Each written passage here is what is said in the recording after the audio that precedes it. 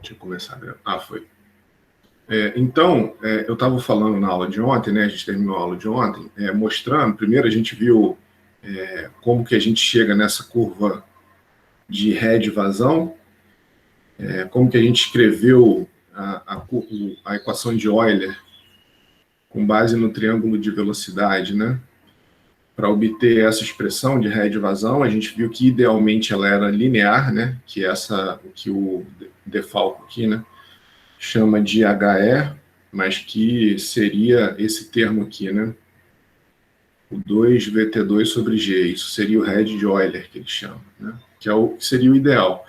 O Defalco faz uma consideração dizendo que existem fatores que, mesmo que o fluido seja ideal, essa curva nunca a gente nunca consegue alcançar essa curva, ela nunca consegue respeitar esse comportamento. Então, existem fatores que abaixam a curva ré de vazão, ou seja, né, para a mesma vazão, na verdade, por causa desses fatores, em vez dessa bomba fornecer esse determinado head, ela vai fornecer um head que está um pouquinho aqui para baixo.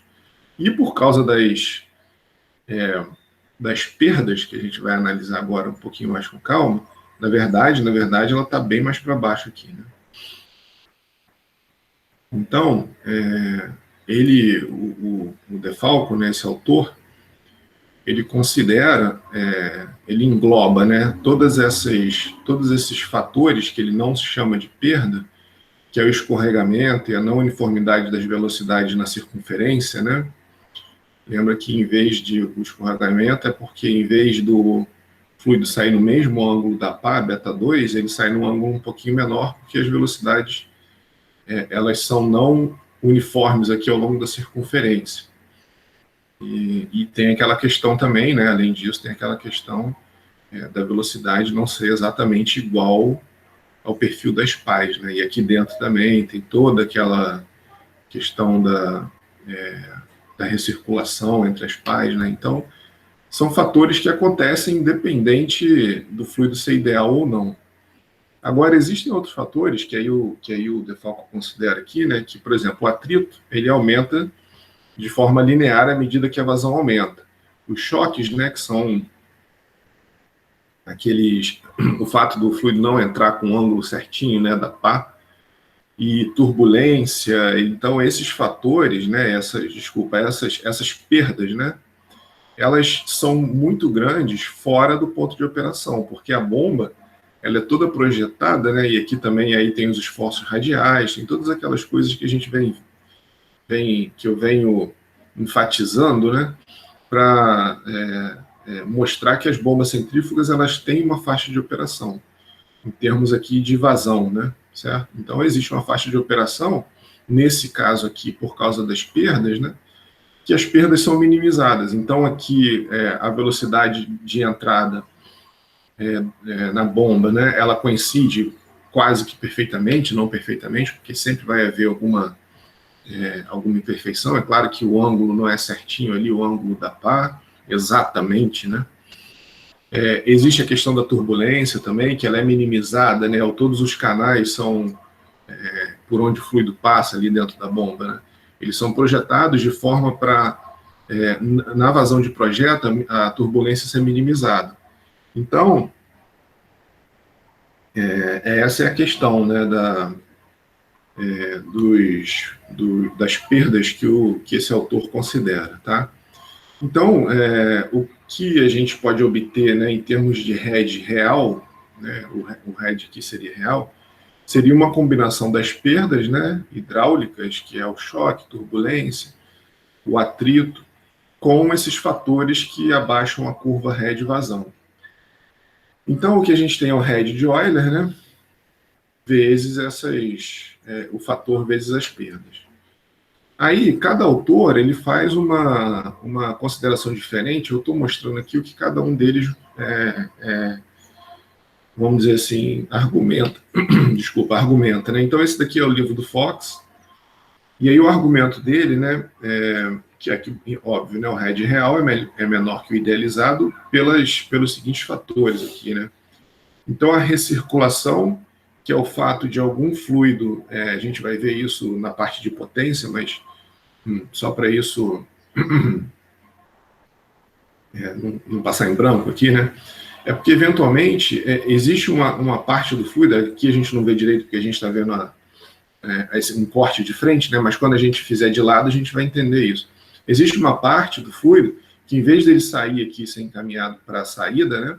Para a descarga, ele recircula e volta para a entrada. Então, isso que é recirculação. O atrito, a gente vai ver que são dois tipos de atrito, né? O atrito hidráulico mesmo, perda de carga, e o atrito de mancal. E as perdas, né, que a gente viu, a pré-rotação, o shock loss, né, seria o fato da entrada não estar direitinho no mesmo ângulo da pá, tá, no ângulo tangente à pá.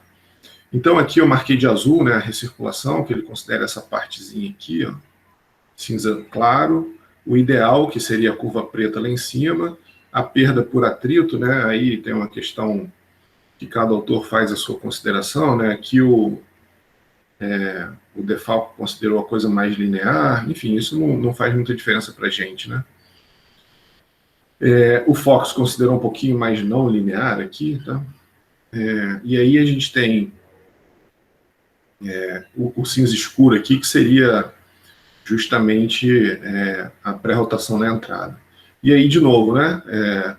Tem aqui o head ideal, que seria o linear, que é o que a gente viu, a gente aprendeu a calcular, né? E por causa das perdas, a curva real é essa azul aqui. Tá? O livro do Sengel, né, ele faz uma consideração que, na verdade, isso não tem em nenhum outro livro, e normalmente o gráfico, vamos dizer assim, na expressão para vazão, aqui ele considera a vazão como V ponto, mas a gente pode chamar de Q, né? Só porque ele, para não confundir com taxa de transferência de calor, lá no livro dele, ele chama vazão de V ponto, em função do head, né? E aí ele faz uma consideração aqui, que é o seguinte, ó, ele mostra uma descontinuidade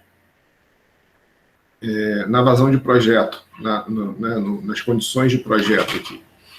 E aí, isso acontece porque, lembra que a gente viu, esse daqui são os triângulos de velocidade, né? Que a gente quer que na entrada, idealmente, o VT1 seja zero. E aí, ó, se a gente tiver aqui, né, o VT1 aqui, eu estou considerando uma situação que o VT1 ele está para a direita e outra que o VT2 está para a esquerda, né, em função das vazões. Né, aqui a vazão um pouquinho mais baixa, aqui a vazão um pouquinho mais alta, e o que acontece com os triângulos de velocidade?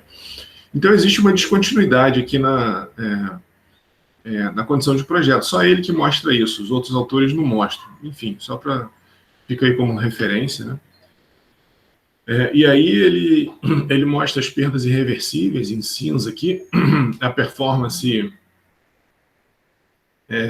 teórica, né, que seria a curva rosa cheia, e a curva pontilhada seria a curva real, né? Tá? E aí, as perdas que ele considera é o atrito ao longo aí é o atrito hidráulico mesmo, né? Não seria o atrito do mancal, ou nenhum atrito com selo, né? Seria uma questão hidráulica, né? Uma perda de carga, que a gente pode chamar, né? Uma perda de carga pelos componentezinhos ali do impelidor, né? Porque as passagens, a gente já comentou isso, né? As passagens são, quando o fluido passa pelo impelidor, as passagens são relativamente estreitinhas. Então, ele considera como perda, né? Perda de carga, a recirculação, né? Que eu falei anteriormente, em vez do fluido ir para descarga, ele volta para admissão. Pré-rotação e separação do escoamento. Isso daqui é uma questão que tem a ver com descolamento de camada limite e gradiente de pressão adverso, favorável e adverso, né? Então, só rapidinho para mostrar o que é isso, imagina que a gente tem um escoamento dessa forma aqui, né? E aí, à medida que o fluido passa por uma região de área decrescente, né, a velocidade aumenta e a pressão diminui, certo? Por Bernoulli, né? Então, se a gente tem aqui o ponto 1, o ponto 2 e o ponto 3, eventualmente, quando o fluido entra aqui, aí vocês lembram lá do conceito de camada limite, né? A gente tem uma velocidade uniforme. Deixa eu desenhar mais para o lado aqui. Isso é o seguinte, ó. A gente tem vamos dizer assim, né, uma placa inferior plana e uma parte superior que ela tem esse perfil aqui, imagina isso, né? E aí a gente tem o escoamento chegando nesse canal com esse formato, com a velocidade constante, o infinito. À medida que o fluido encosta nas paredes sólidas, existe a formação da camada limite, né? Que ele tem velocidade zero aqui no contato, quando a parede ele adquire a velocidade da superfície sólida pela condição de não deslizamento, né? E aí as camadas de cima vão cisalhando. Então a gente tem uma região que ela é afetada aqui pela parede, uma região viscosa, e uma região externa aqui que não é afetada pela parede, que ela continua com a velocidade o infinito, né? E aí, eventualmente, essa camada limite vai crescendo e toda a região aqui está dominada por uma região viscosa, que é a influência da parede, na verdade, né? Mas o que acontece com o comportamento da camada limite aqui? Ó? À medida que a área diminui, a velocidade aumenta e a pressão diminui.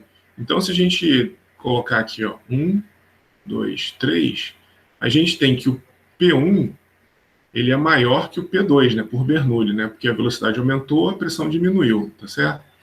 Aí o que acontece? Essa pressão aumentando força a camada limite a ficar coladinha ali na parede. Quando a área aqui é constante, não acontece nada, as pressões são iguais e a camada limite também continua ali se desenvolvendo, crescendo um pouquinho. O problema surge quando a gente está indo para uma região de alta pressão. A velocidade diminui e a pressão aumenta. Aí o que acontece? Como o P3 é maior que o P2, o que a gente tem é que, além da condição de não deslizamento, que faz com que o fluido freie aqui, né, que ele adquira a velocidade da superfície sólida, você tem uma pressão, né, uma pressão líquida no sentido inverso ao do escoamento, que faz com que, literalmente, essas partículazinhas que estão aqui na camada limite se desprendam. Então, isso que é descolamento da camada limite. Aí a camada limite se descola, e isso gera uma região de baixa pressão, gera turbulência, tem uma série de fatores que fazem com que o descolamento da camada limite não seja bom para, eventualmente, para nenhuma dispositivo aerodinâmico. Isso acontece na asa do avião, né? Então, se a gente tem aqui um perfil de asa de avião, a gente quer que o escoamento passe pela asa do avião da maneira mais uniforme possível. À medida que, por exemplo, que o avião ganha ângulo quando ele está subindo, se esse ângulo for muito severo, aqui vai acontecer isso que eu estava falando. Na hora que ele passa por trás, existe um descolamento da camada limite aqui, por causa do gradiente de pressão adverso, que é isso que acontece aqui entre P3 e P2, que acaba com a sustentação. Aqui a gente tem uma sustentação, né, uma força de sustentação muito grande, por causa do perfil aerodinâmico do aerofólio, né? E quando o ângulo, é isso que o pessoal chama de stall, né? Quando o avião entra em stall, quando o ângulo de ataque do aerofólio for muito severo, existe o descolamento da camada limite, que gera uma região de baixa pressão, e isso é péssimo, né?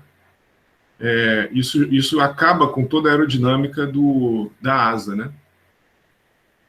Então, isso é o que, na verdade, essa turbulência, essa região de baixa pressão, causada pelo descolamento da camada limite, ele causa uma série de fenômenos indesejados quando o fluido passa pelo impelidor. E a questão da bomba é justamente essa, né? Se ela entra numa pressão P1 e sai numa pressão P2 maior, a gente tem um gradiente de pressão adverso dentro da bomba, que faz com que essa separação da camada limite aconteça invariavelmente na bomba, né? Causando problemas de perdas, né? Então, o que a gente quer, na verdade, o que se deseja é otimizar toda a condição da bomba, né? Para, na condição de operação, isso não acontecer, tá? Minimizar essa questão do descolamento, isso daqui pode ser separação do escoamento, ou também descolamento da camada limite, tá? Também são sinônimos, né? Que é esse fenômeno que acontece aqui. Então, o descolamento da camada limite é realmente uma coisa física, né? Uma questão física. As partículas de fluido que estão ali em contato com a parede se descolam. Claro que, eventualmente, outras partículas aqui tomam o lugar dela, então acontece um fenômeno ali altamente complexo e caótico, né? Que não é o que a gente quer, na verdade. A gente quer que tudo aconteça de forma mais regular. Isso daqui é turbulência, né? Então, turbulência na voluta e outros fatores. Então, ele considera essas outras questões aí como fatores que abaixam a curva ré de vazão ideal para uma curva real. Esse é o livro do Munson, né? Ele considera que atrito, que é o que a gente estava comentando, né? O atrito realmente perda de carga, então são essas perdazinhas aqui com pontinho aqui, né? Como se fosse grãozinho de areia aqui dentro, né? E aí ele junta todas as outras perdas nessa região azul clara aqui, ó, separação do escoamento, que a gente acabou de discutir. Aqui seria a recirculação, né? Escoamento no espaço entre a carcaça e a lâmina, né? E o impelidor.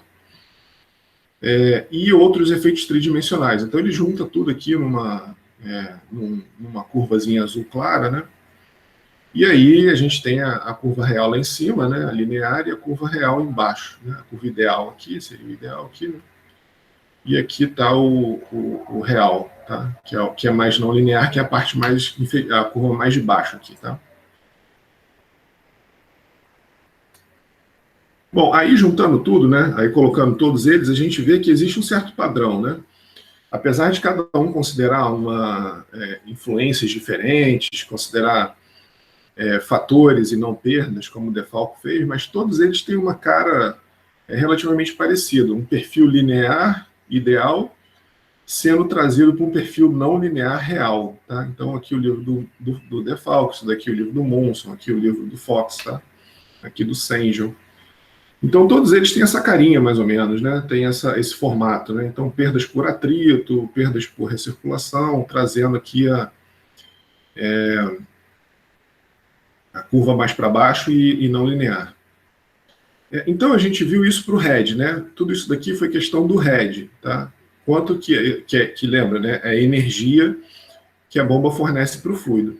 Agora vamos ver isso em termos de potência, né? A potência que o elemento que fornece o torque para a bomba trabalha, o que influencia nessa potência, né? Fornecida para o fluido, né? A relação. O que influencia na relação entre a potência que o elemento demanda lá, que o motor elétrico, por exemplo, demanda, e a potência fornecida para o fluido. Então vamos fazer essa análise, né? Aqui só de novo, né? Eu gosto sempre de enfatizar isso, e voltando nesse tema que a gente conversou a aula passada, que é aquela relação entre o teorema do transporte de Reynolds e análise diferencial, né? Então, como a gente só está analisando velocidade na entrada e na saída, a gente consegue, de certa forma, determinar a máxima energia fornecida para o fluido. Né? A análise diferencial nunca vai poder fornecer uma energia maior do que o que a gente calcula pelo teorema do transporte de Reynolds. Então, isso é uma aproximação, mas tudo bem, a gente tem que conviver com isso. Né? Tudo que acontece no meio do caminho a gente ignora. Tá? E aí é isso que a gente faz, né? A gente junta tudo aquilo que a gente não tem capacidade de calcular nessa eficiência global aqui, tá? Certo? Então, toda a nossa ignorância, né, está sendo determinada pela eficiência global, que leva em conta todas as perdas que a gente analisou. E, de forma geral, o H é medido, tá? Então, isso daqui, eu vou mostrar hoje como é que isso é feito, né? Então, de forma geral, a bomba, claro que ela é projetada por CFD, né, eventualmente, se a gente quiser uma análise fina do projeto da pá do impelidor, mas, no final das contas, ela vai para o... Mesmo essas perdas, né, podem ser simuladas por CFD, mas na hora de levantar curva de catálogo de bomba, elas são testadas na bancada, tá? Numa bancada experimental. Vou mostrar para vocês como é que isso é feito na aula de hoje. Tá? Bom, isso com relação ao RED, né? Com relação à potência, que é necessário para bombear o fluido, né? A gente precisa de alguns outros fatores, né? Que são levados em conta na relação entre o torque aqui, que é fornecido para o eixo, né? E a potência mesmo, né? Aproveitada lá no final para elevar o fluido, tá? Então a gente faz um caminho daqui. Aí observa, né? Tem que tomar cuidado com isso, porque aqui, ó, a gente só está vendo a bomba em si, tá vendo? Isso daqui seria um elemento de ligação entre a bomba e um motor elétrico que eventualmente estaria aqui, né? Um eixo do motor elétrico que estaria aqui tocando essa bomba, né? Então aqui tem mancal, tem selo, tem uma série de elementos aqui. Aqui tem outro mancal, né? Eventualmente um rolamento. Um mancal de rolamento, né? Mas a gente só tem que tomar cuidado, porque é o seguinte, né? O motor elétrico ele tem uma eficiência, né? Do motor elétrico, e existe toda a eficiência, na verdade, entre o impelidor e o eixo da bomba aqui, entendeu? Então, de forma geral, aqui no curso a gente vai parar aqui, ó, no eixo, tá? Então, sempre que a gente determinar ou estiver trabalhando com a potência, né, com essa relação de potência fornecida no eixo e a potência fornecida no fluido, a gente vai parar aqui, né, potência de eixo, né. Se eventualmente for, em algum momento, né, potência de eixo, se a eficiência do motor elétrico for entrar na jogada, né, o que vai acontecer é que a potência aqui elétrica, vamos dizer assim, né? A potência elétrica aqui, ela seria a potência de eixo sobre a eficiência do motor elétrico, certo? Porque se a eficiência está entre 0 e 1, a potência elétrica demandada aqui vai ser maior, tá? Beleza? Mas de forma geral, a gente vai parar aqui no eixo da bomba, né? Tá? Bom, então vamos lá. A primeira questão, né, que a gente leva em conta, isso daqui, na verdade, entrava entrou na questão do RED também, né, que é o rendimento volumétrico. Que é isso que eu falei, né, da recirculação, que eu iria explicar melhor mais para frente, e o momento é agora. Né? Então, uma parte do fluido não atinge a descarga, recirculando na bomba. Porque o que acontece? Né? O fluido entra por aqui, esse corte aqui parece que está fechado a bomba, né? Mas o fluido entra por aqui e sai por aqui. E no espaçozinho entre o impelidor e a carcaça, ele pode eventualmente voltar aqui, ó, e voltar aqui para a entrada, né? Porque aqui está numa pressão maior, eventualmente ele pode passar pelo espaço entre o impelidor e a carcaça e voltar. Tá? Então, como que a gente calcula o rendimento volumétrico? Né? A vazão desejada, né? Sobre a vazão desejada mais a recirculada, ou desculpa, a vazão real, né? Então, o que seria a vazão real? Então, seria a vazão sobre a vazão mais a vazão recirculada. Tá? A vazão real sobre a vazão real mais recirculada. Para a bomba grande, a gente tem um rendimento volumétrico menor, porque, de forma geral, a gente consegue menores tolerâncias, né, para bombas grandes. Se a tolerância de uma máquina, vamos dizer assim, for a mesma para fabricar um impelidor grande e um impelidor pequeno, é claro que, relativamente, para uma bomba grande, a tolerância vai ser menor, tá? Então, de forma geral, é o que acontece. Então, por isso que o rendimento volumétrico de bombas grandes é menor do que o de bombas pequenas, tá?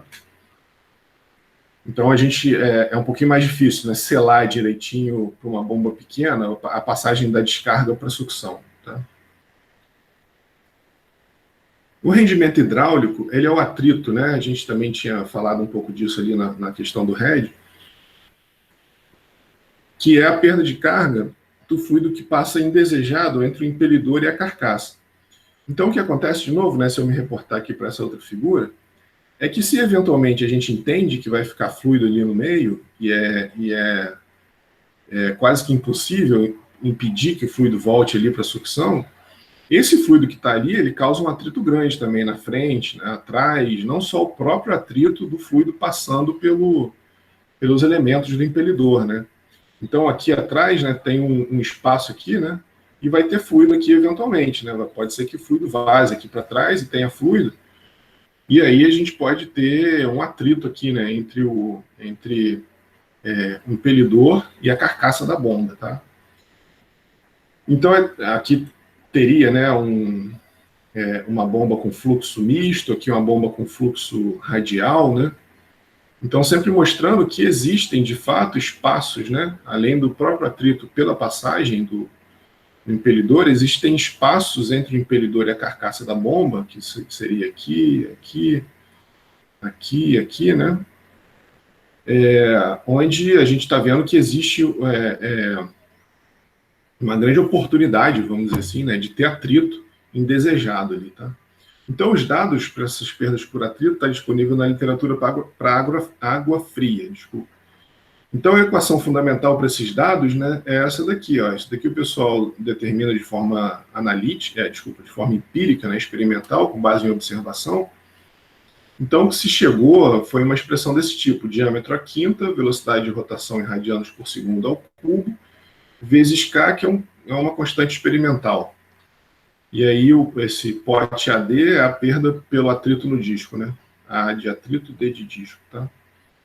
Então, é mais ou menos assim que se calcula, né, a perda por atrito no disco de uma bomba. E aí, o rendimento mecânico, né? Que é a perda mecânica por atrito no mancal e nos selos, né? Então, aqui a gente teria um corte de uma bomba, né? Que estaria a entrada.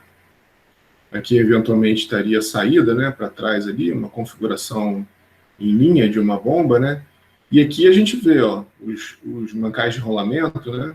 São esses dois carinhas aqui. Aqui estariam os selos, para não deixar, eventualmente, nenhum fluido entrar ali para o motor elétrico. Aqui um flange de acoplamento, né? Aqui atrás a gente, aqui ó, nessa figura a mesma coisa, aqui na verdade é uma foto, né? Então aqui estão os mancais e aqui um selo mecânico para não deixar o fluido escapar, né? Mas normalmente, né, esses atritos não são muito grandes não, são pequenos, 1% para a bomba grande e 5% para as bombas pequenas. E, quer dizer, além de bem pequenininho, né, ela é particular para um sistema específico, então isso tem que ser levantado para cada sistema especificamente, porque em função do número de mancal, tipo de selo, qual a rotação, como que é feita a lubrificação do mancal, então isso, para cada sistema específico, isso é levantado. Só para ter ideia de como isso hoje em dia está bem, vamos dizer assim, desenvolvido, né, essa parte de atrito em mancal e selo, essa figura aqui, ó, esse gráfico aqui, na verdade, né, seria a perda, né, em HP devido ao rendimento mecânico. Então, aqui, ó, essa bomba aqui era de 1.500 HP. Então, mesmo a 3.000 RPM, que já é uma coisa bem grande, né, ela perde aí um pouquinho menos de 3 HP. Ó. Então, 3 HP em 1.500 é quase nada. Né?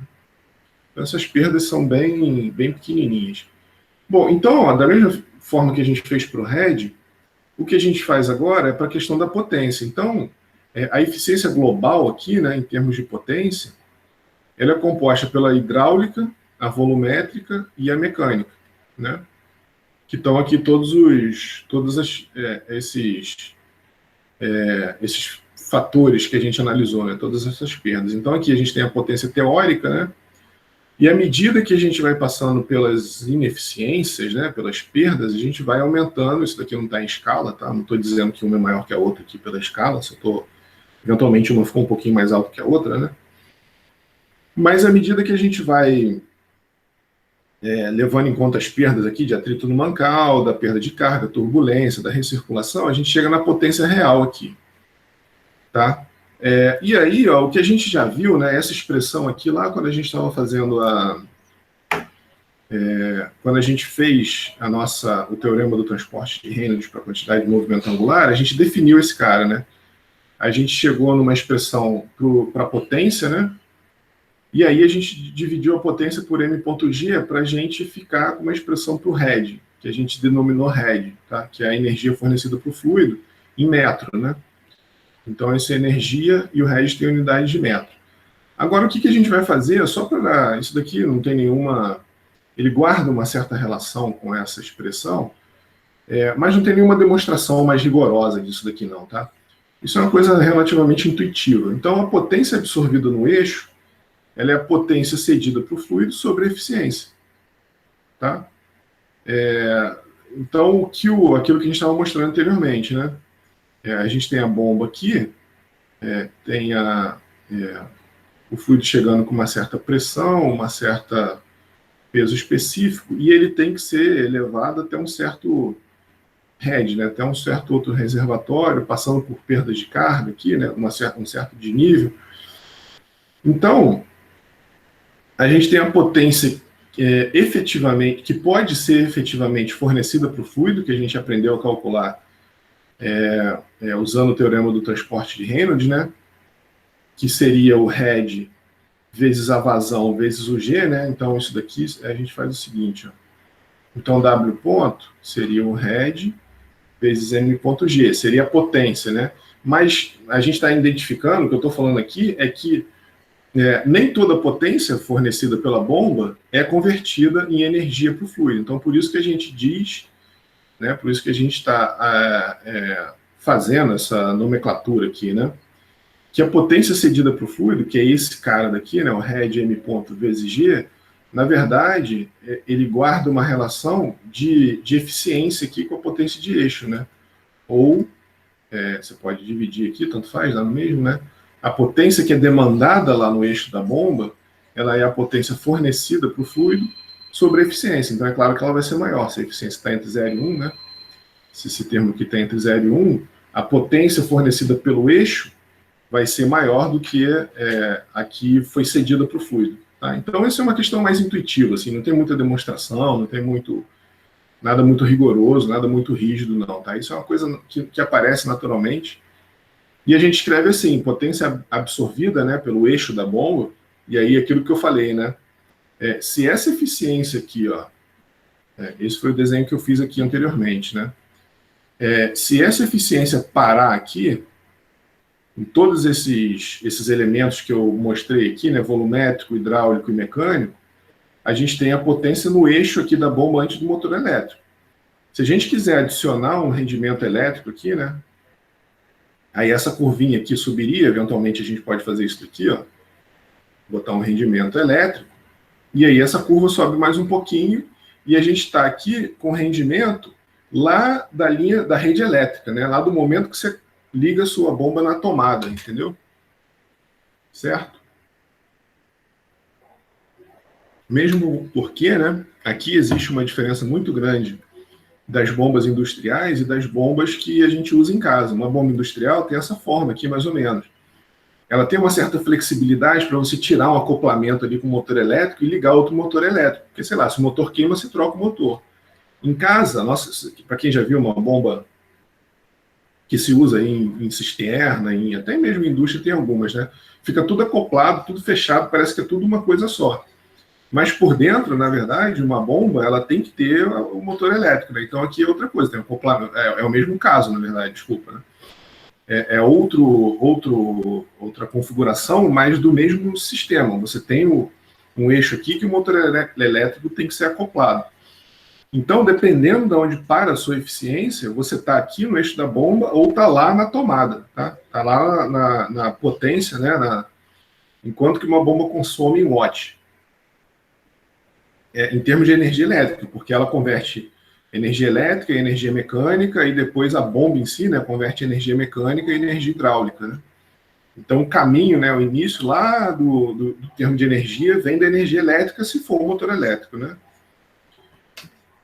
Tá? Então, tomem cuidado, né? Porque é isso que eu estou falando. Se você quiser ainda adicionar eficiência elétrica, você vai subir aqui um pouquinho mais essa demanda de potência, né?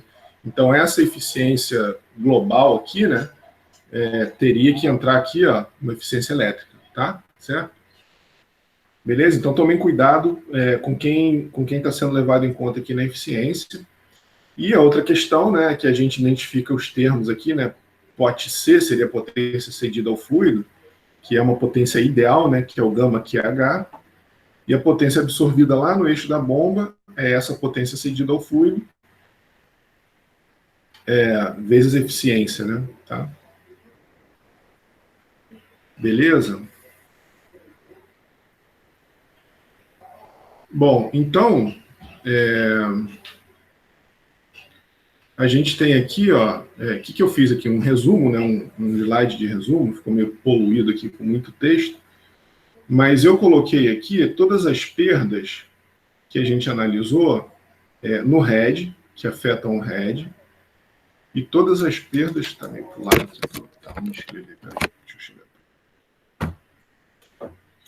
E todas as perdas que afetam a potência, tudo a gente que analisou, algumas se repetem, né?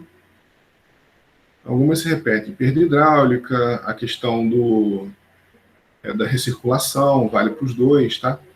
Mas aí a questão, né, a grande diferença aqui é o seguinte, ó, o RED, nessas perdas para o RED, né, essa eficiência global que eu chamei aqui do RED, né, NG do RED, isso na verdade não é medido. Por quê? E nem tabelado, né?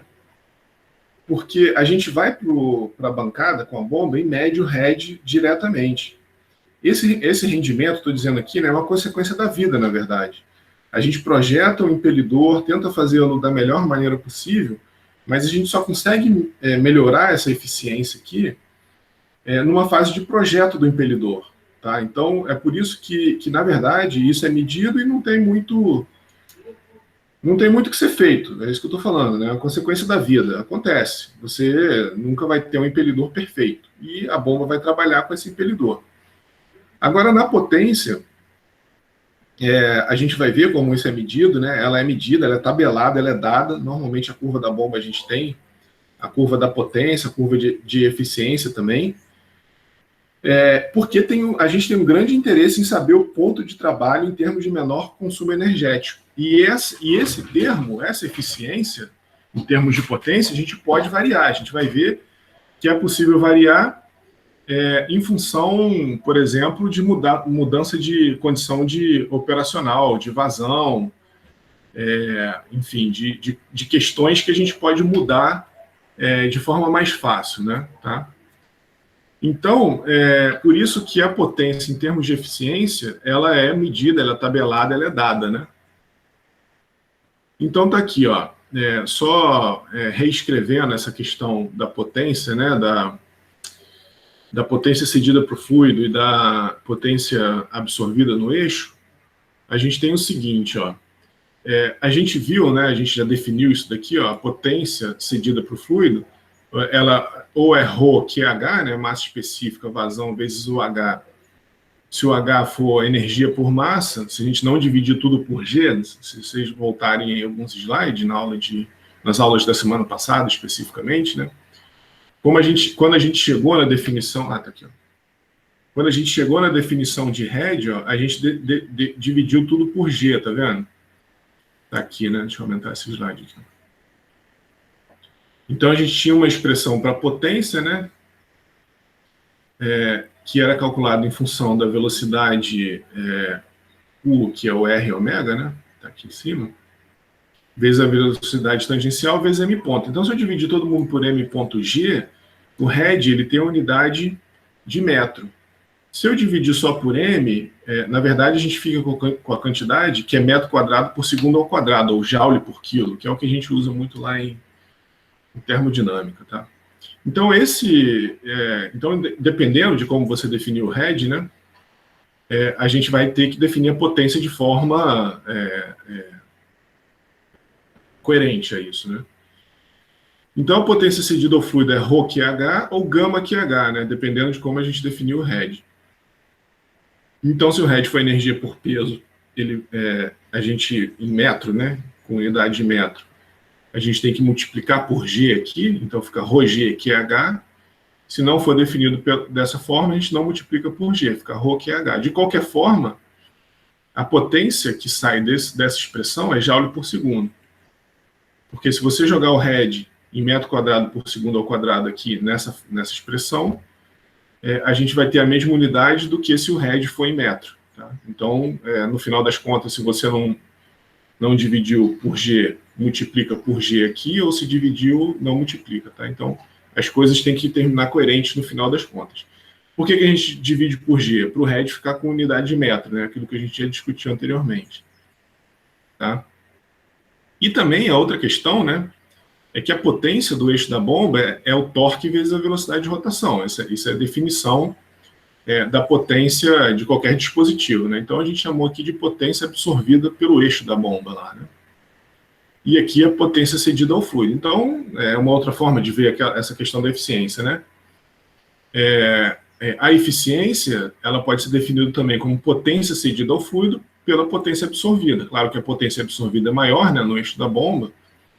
Então, esse cara daqui vai dar eficiência em termos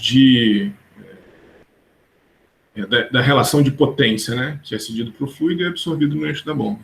Então está aqui, né? ρQH, que é a potência cedida, sobre torque vezes ômega, se o head for dado em metro quadrado por segundo, ou gama QH, se o head for dado em metro, sobre torque vezes a aceleração angular. Aqui só tomar cuidado, né, que na literatura tem livro que chama potência cedida ao fluido de water horsepower, né? Water horsepower, mesmo que não seja água, né? E a potência absorvida no eixo brake horsepower, tá? Então são duas formas que existem vários livros textos aí, tem catálogo também, isso daqui BHP, brake horsepower também. Às vezes você pode ver em alguns catálogos escrito BHP. Então é a potência absorvida no eixo da bomba, tá?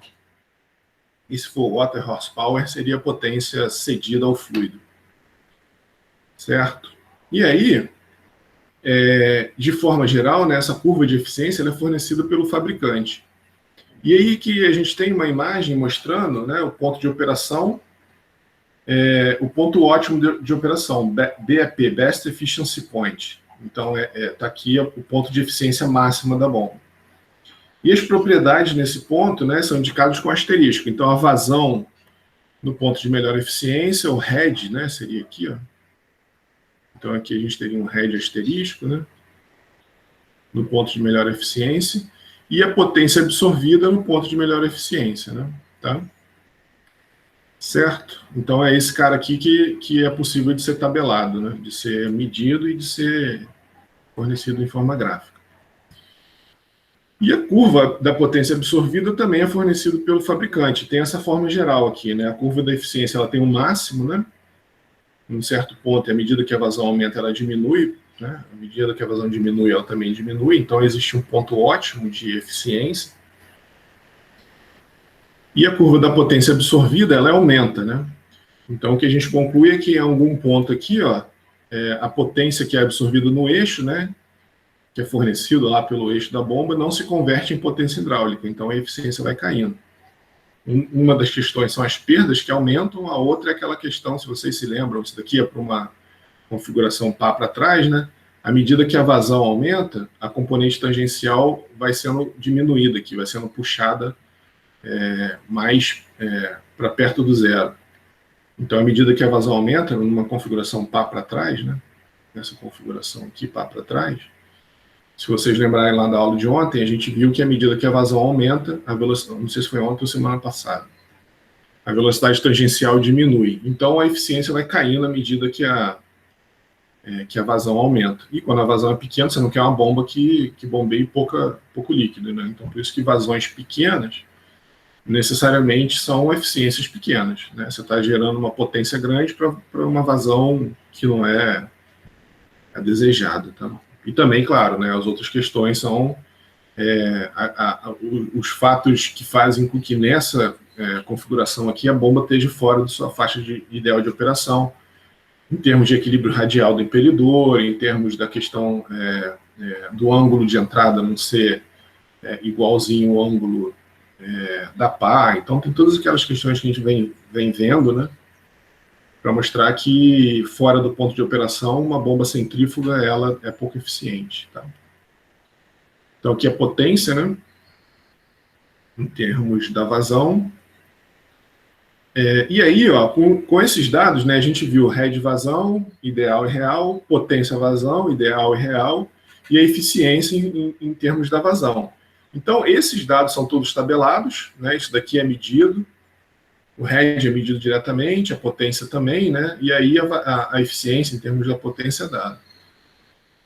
E aí fornece esses catálogos da bomba, geralmente com água. E aí, depois, o que o usuário vai fazer, né? Ele tem que caracterizar o sistema dele, é o que a gente vai começar a ver hoje, na aula de hoje, que é a característica do sistema. E aí confrontar, né? O que sua bomba é capaz de fornecer em termos de energia para o fluido, contra o que o seu sistema está demandando em termos de energia para o seu processo, né? Então, essa curva ela pode ser até estimada na fase de projeto, né? Então, é toda aquela discussão que a gente já fez, né? Que o impelidor pode ser simulado, a gente pode fazer simulação, questão do teorema do transporte de Reynolds versus CFD e tudo mais. Mas, na prática mesmo, esse levantamento é feito na bancada, né? Principalmente, bom, de tudo, né? Mas o head vazão, existe uma bancadazinha que eu vou mostrar como é que isso é feito, né? Que é o seguinte, ó. Uma das ideias, né? Isso daqui é uma coisa muito assim, ilustrativa. Depois eu vou ver uma coisa, eu vou mostrar um método um pouco mais técnico, né? Então imagina só, a gente tem um reservatório aqui e uma tubulação pode estar aberta ou pode estar fechada. Vamos considerar que ela estivesse aberta aqui, né? Aí eu tenho uma bomba aqui, né? Eu vou colocar a bomba aqui nesse reservatório. Aí eu liguei a bomba para esse determinado fluido. Essa bomba vai fornecer uma determinada altura. Então, é aquilo que a gente estava comentando, né? Quando a gente faz a nossa energia, né? A equação da energia aqui, ó, do teorema do transporte de Reynolds, em termos do head aqui, ó, quando a gente escreve isso, então a gente consegue definir, em vez de ficar, a gente poderia definir essa energia em pressão, poderia definir em watt, mas quando a gente faz em termos de head, né, de metro, a conveniência é que a gente pode medir a altura. Claro, né? Aqui eu estou assumindo que a perda de carga é nula, né? Estou assumindo que a perda de carga aqui é pequenininha, porque o head da perda de carga aqui do atrito, ele vai entrar no jogo aqui, né? Então, mas enfim, ó, eu assumindo que não tem atrito na tubulação, eu consigo medir essa determinada altura e sei o head que essa bomba fornece, tá? Para vazão zero. Então, essa é a vazão, é o head de shutoff, é o head quando a vazão é zero, né? Aí eu vou lá para um gráfico, ó, desenho na abscissa vazão, isso daqui é um exemplo para a indústria de petróleo, né? Então por isso está essa unidade aqui, barril por dia, e o head em pé, tá? Então a gente tem na ordenada o head em pés e na abscissa a vazão em barril por dia. Aí eu acabei de determinar ali atrás, né? Voltando aqui, ó, quando eu faço essa configuração, a bomba bombeando para o nada aqui, né? Para o vazio, a vazão é zero, então o head aqui atingiu o máximo, né? Então a gente tem lá, ó, qual é o head para vazão zero, tá? Aí o que eu faço? Eu abro uma válvula, né? Abro algum local aqui, alguma saída, numa certa área, então eu sei a vazão que esse sistema está desenvolvendo ali, ó. O head e a vazão, né? Eu meço os dois, tá? Então eu tenho um ponto 2, o head 2 e a vazão 2. Aí eu vou lá na curva e ploto lá, né? Head 2, vazão 2, né? Para uma dada RPM aqui, né? Não estou considerando nenhuma variação de rotação. E assim sucessivamente, né? Abri a válvula, aumentei a área aqui, né? Então, se você olhar aqui, ó, vou aumentar a área ali, ó. Aumentou a área ali. Vou ter uma vazão maior, passando ali por essa área maior, né? Aí eu tenho um ponto 3, vazão 3. Aí eu vou lá e coloco ponto 3, vazão 3 e assim sucessivamente. E aí traço uma curva para a bomba, né? Essa condição aqui é de descarga livre.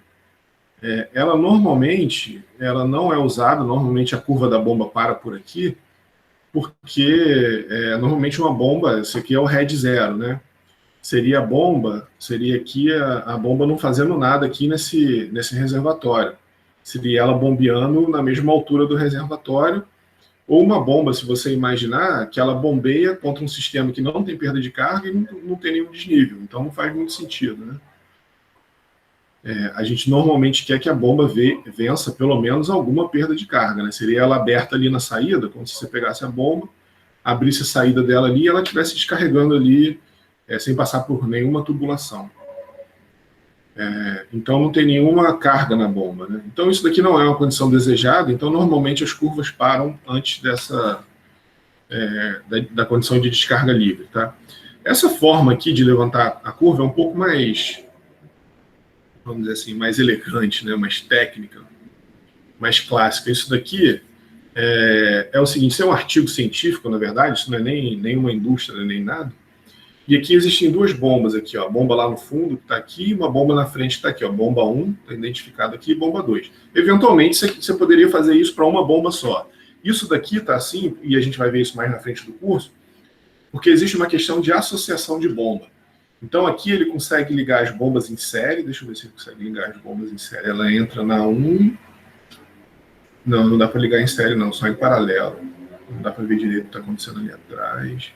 Ligar em série seria o seguinte, é você da saída da bomba 1, da bomba 2 aqui, ó, entrar na admissão, a sucção da bomba, a descarga da bomba 2 entraria, dá assim aqui, ó, aqui em cima, tá vendo? O fluido pode passar para cá, ó. É uma questão de válvula aqui, né? Se essa válvula estiver aberta, não dá para entender direito, a foto não está muito boa, mas vocês entenderam, né? Isso daqui normalmente você pode botar duas bombas nessa maneira e fazer uma série de configuração de válvula para ligá-las em série ou em paralelo. E aí, ou uma só, ou só uma bomba, ou só outra bomba. Aqui, o meu interesse para mostrar para vocês seria só uma bomba, né? A gente vai ver essa questão de associação de bomba mais para frente. Mas imagina que teria só uma bomba aqui. Então, para levantar essa curva, isso a gente vai ver com bastante detalhe mais para frente, né? Mas a gente aplicando o teorema do transporte de Reynolds aqui na bomba, o teorema do transporte de Reynolds, a equação da energia, né, a primeira lei da termodinâmica, pela bomba, a gente fica com essa expressão. Eu vou demonstrar isso para vocês, né? Então, é o seguinte, a energia que a bomba fornece, então a gente, entre 1 e 2 aqui, né, seria P2 menos P1, mais V2 ao quadrado menos V1 ao quadrado sobre 2G, mais E2 menos Z1. Então, se a gente considera que as áreas são iguais, as velocidades não variam, e uma diferença pequenininha de ΔZ aqui, o ΔH também não varia, né? Chamando esse cara aqui de ΔH. Tá, então, a equação da conservação da energia, aplicada aqui na bomba, né, qualquer uma dessas duas bombas, diz que o head dessa bomba, ela depende do P2 menos P1 sobre ρg. E aí, como é que a gente faria? A gente instrumenta essa linha, mede a pressão na saída e a pressão na entrada, então tem P2 menos P1, e vai variando a vazão.